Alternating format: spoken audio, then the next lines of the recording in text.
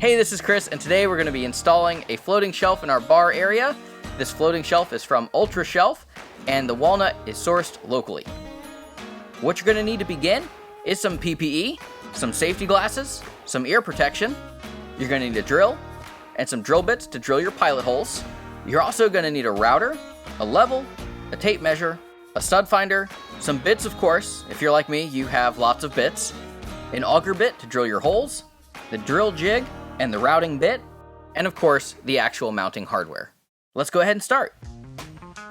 What you're going to need to do first is find your studs and measure your shelf. I'm using a laser level, but you can use a traditional level. You're going to need at least 2 studs to attach the shelf to.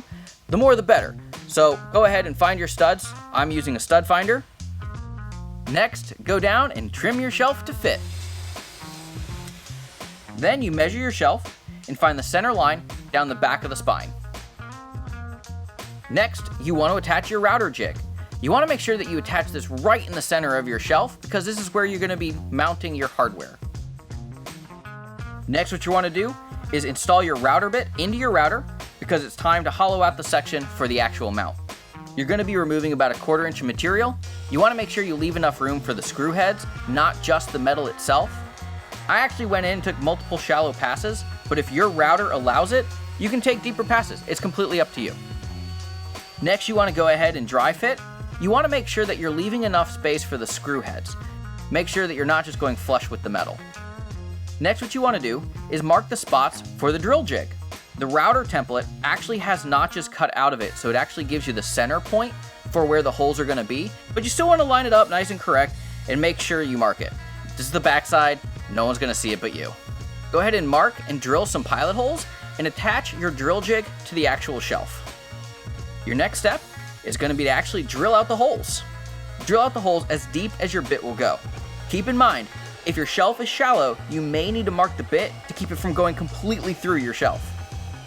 In my case, there's no way for the bit to go all the way through the shelf. I buried it all the way in, and looking at it, I knew I'd need to go a little bit deeper, so I drilled all 3 holes using the drill jig, and then I removed it and buried the bit again, making sure the holes were deep enough to securely fit the mounting hardware. After that, your shelf is ready to be finished.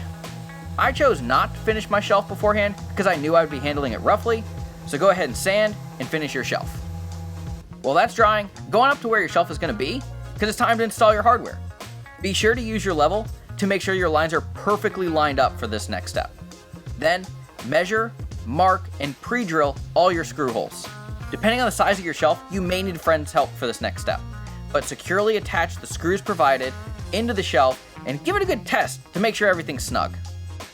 Once your shelf is dry, simply slide it over the metal bars and your shelf will be ready to go. There you have it. Floating shelf from Ultra Shelf.